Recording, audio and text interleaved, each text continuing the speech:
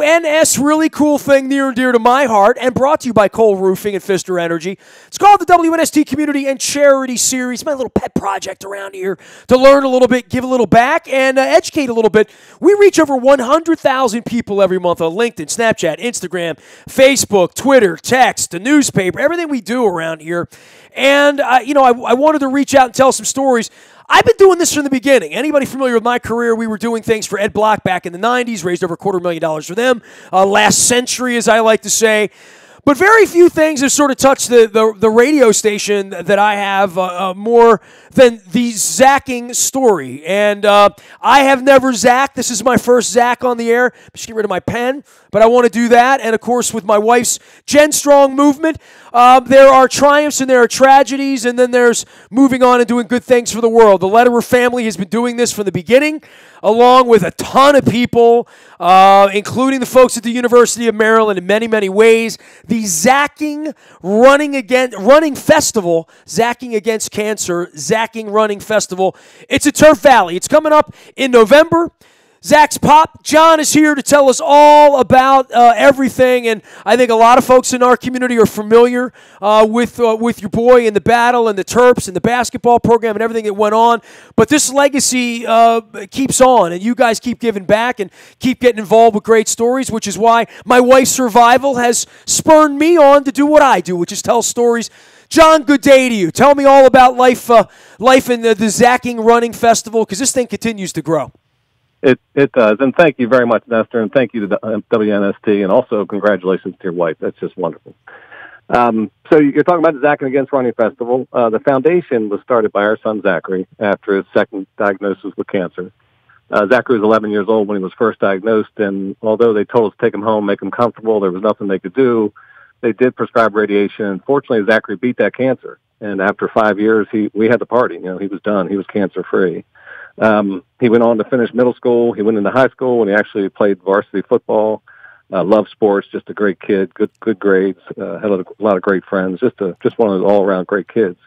He only wanted to go to one college, and that was University of Maryland. He wanted to be a Terp. His first semester, he was studying broadcast journalism, and he got a job. I'm familiar with that, by the way, broadcast journalism, Maryland. That's the program I couldn't get into. He wanted to be a Nestor in his later life. Oh, jeez. No, he didn't. He loved sports and was very active in sports. And, the first semester he got a job on the men's basketball team working under Coach Turgeon, and he was loving life. He couldn't have been happier. He was doing everything he wanted to do. He had keys to Comcast.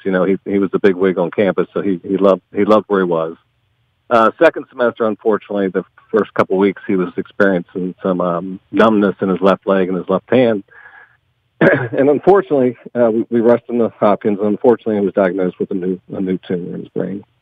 They almost immediately took it out, or took as much of it out as they could.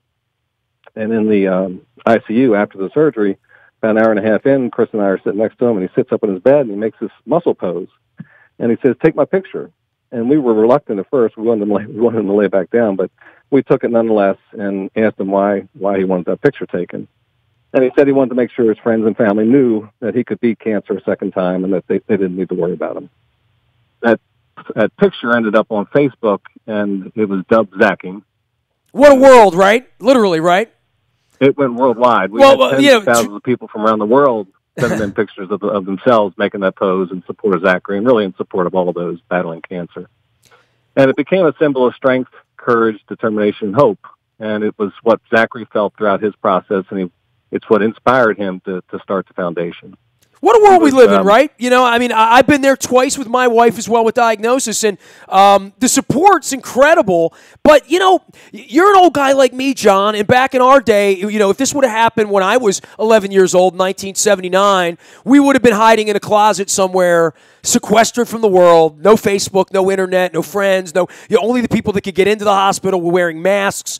And when my wife was at risk, and I know same thing with Zach, you're bubble boy, bubble girl, right? You don't want germs, you're Purell. Exactly. I still don't shake hands with people, and it kind of pisses them off, but I'm like, I fist bump, it's the way it went. Sure. I don't want to get sick. Sure. My wife gets sick, she's sick for a month, she's had 2 bone marrow transplants, and I touch a lot of people, and people want to get up on me, and I'm not Howie Mandel, but you know what I mean? But all of that, it changes your life, and I know it's changed your life. as well. It certainly has, and it certainly changed Zachary's life. And I tell you, what you said is absolutely true. The support that came in was tremendous for him and our family, and it really helped us through that very hard time.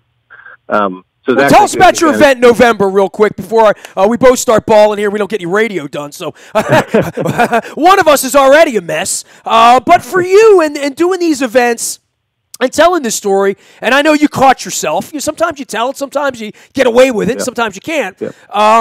But doing these things, how many a year do you do? I mean, I got onto a shuttle with one of your officers who had Zacking Against Cancer on a bag, I don't know, about 6 months ago. It feels to me like you guys are everywhere, and it feels like for all that's going on at the university, and obviously some bad things have gone on down there recently, there's still this incredible community around Zach and around what you're doing. No doubt. And we put on about four large events per year, and we raise about $500,000 every year. And all that money goes directly to patient services to folks that are battling cancer. We also provide scholarships, and we also put a lot of money into research to see if we can end this cancer thing so we're not losing kids like Zachary and many others. But University of Maryland, I tell you, they could not have been bigger supporters back then until today.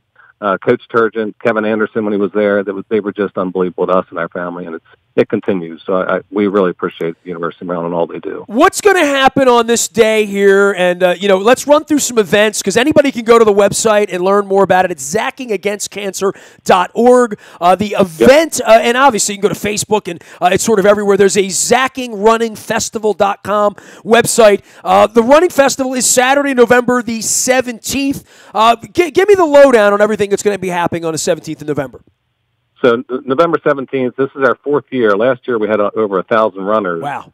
And this year we're capped out at 1,200. So certainly if you're interested, go purchase your tickets. But it's a 10K, 5K, and 1 mile walk. And it starts at the Turf Valley Town Center.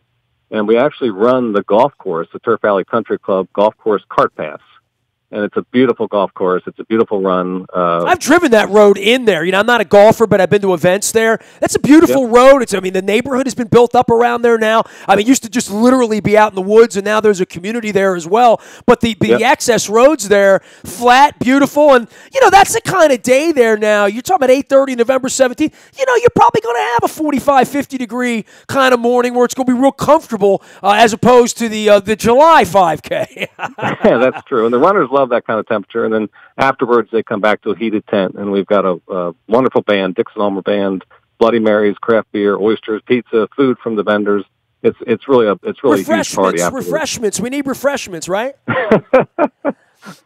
Runners need to have their drinks after a good run. But anyway, it's a lot of fun. We're going to get everybody out to Turf Valley, and we've shared your son's story and the legacy of doing all of this. Tell me on a year-round basis how many things you guys are doing and other ways you're getting involved, because for every community and charity group we bring on here, and all sponsored by Cole Roofing, by the way. So I think Bill sponsored this just to watch me cry on the internet. But it's not one thing. It's kind of everything. And I know everywhere you go, you take it with you. Every Terps game you attend, every time you hear, Maryland, we're all behind you. It's all there, and the seasons change and all that for you. But doing these events, there's something to put on, man. When you're doing 1,200 people running, this isn't about John Lederer or just you, the wife, and a couple of family. It takes a village, literally, to do any of this kind of stuff.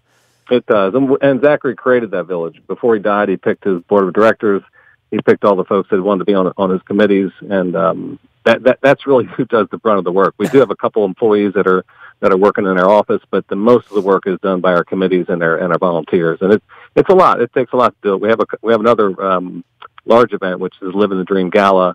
Last 3 years it's been in M&T Stadium, and it's been a wonderful fundraiser, wonderful time, and that as well takes time. But we have a lot of great supporters. We're looking for some more corporate supporters if we can get them to help us do what we do. But it takes community. It takes a lot of people that love Zachary and love what we do and are passionate about the foundation that keep us going. And it's been very inspiring and a lot of gratitude, a lot of inspiration comes out of it. And a lot of people get help. So for anybody that's running in November, I've clicked on the most important part of the whole run, which is the post-race party. And I see the Bloody Marys and all the stuff going on here. You guys got some great pictures from previous events up as well. ZackingRunningFestival.com. And, of course, course, Zacking Against Cancer, which is a Maryland cause and a Terps cause, and certainly an ongoing cause here as you guys do this every year. Let me know when you guys are doing your thing downtown. I'll make sure I get out there, get that on the docket, and we'll get that promoted properly for you. Keep up the great work. Very, very sorry for your loss and all that it represents. But the work you're doing and what Zach represented. I'm Zacking on camera right now for the second time, just so you know. I love it. And thank you very much for your time, John. Keep up the great work out there and reach any time, okay? Nestor, thank you very much, and good luck to your wife. You got it. The WNST Community and Charity Series brought to you by Cole Roofing and Pfister Energy. They're celebrating 100 years next year doing what they're doing, solar roof spaces. Bill Cole comes on and jabbers about sports with me and has suggested that I do these kind of chats that make the world a better place. So the Zacking Running Festival is there, Turf Valley, coming up in November. Get out there and support that. Support us as well at WNST.net, Facebook, Twitter, LinkedIn, Snapchat, Instagram, streaming live on our Facebook. And if you want your story told, just email me, nasty@WNST.net. As the hat suggests, I'm a very available individual. We are WNST.net, AM 1570, and WNST, Towson, Baltimore, and we never stop talking Baltimore sports.